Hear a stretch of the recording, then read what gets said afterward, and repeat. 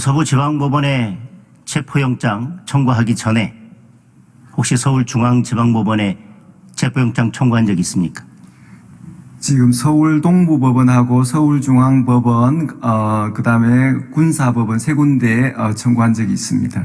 지금 윤석열 대통령에 대한 체포영장이 지금 서부지방법원에서 발부됐지 않습니까? 네, 그 전에 서울중앙지방법원에 청구한 적이 있는지를 물었습니다. 체포영장요? 예. 없습니다. 체포영장 청구한 적 없습니까? 윤석열 대통령에 대한 체포영장은 서부법원에 처음 청구했습니다. 예. 지금 공수처에서 내란죄에 대한 수사 권한이 있다고 주장하는 근거는 직권남용죄에 대해서 수사할 권한이 있기 때문에 그와 직접적인 관련이 되어 있는 내란죄에 대해서도 수사 권한이 있다 이렇게 주장하고 계시지 않습니까? 맞습니다. 예. 만약에 직권남용 행위가 내란죄의 수단이 되었다면 나중에 그것이 별개의 범죄가 성립된다 하더라도 내란죄로만 형이 정해질 것입니다. 맞습니까?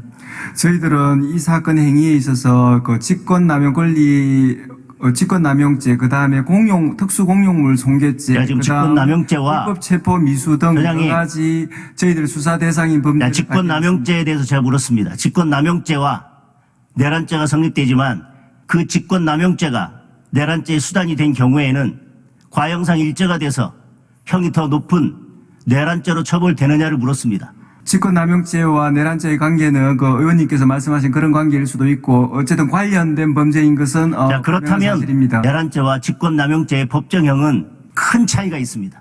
내란죄의 법정형이 훨씬 더 무겁습니다. 그리고 본래 공수처는 내란죄 수사권이 없습니다. 직권남용죄를 빌미로 해서 지금 내란죄에 대한 수사를 하고 있습니다.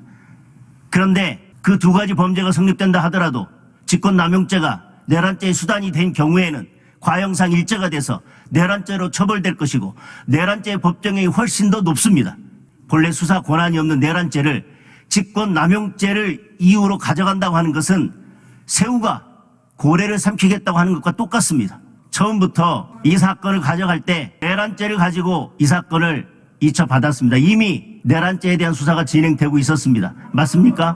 저희들은 직권남용 권리행사 방해죄와 내란죄 같이 수사하고 있는 그런 상황이었습니다. 의원님께서 말씀하시는 법리가 맞긴 하지만은 그렇지만은 직권남용 권리행사 방해죄가 그동안 공수처에서 수사 대상인 분명합니다. 제대로 수사를 해서 성과를 낸 사건이 없습니다. 공수처 생긴 이래로 지금껏 수사를 제대로 해서 성과를 낸 사건도 없었고 지금 체포영장 집행도 제대로 이루어지지 않고 있습니다. 그런데 직권남용죄를 이유로 해서 내란죄 수사를 하겠다고 하는 것은 저는 정략적 이유라고 생각을 합니다.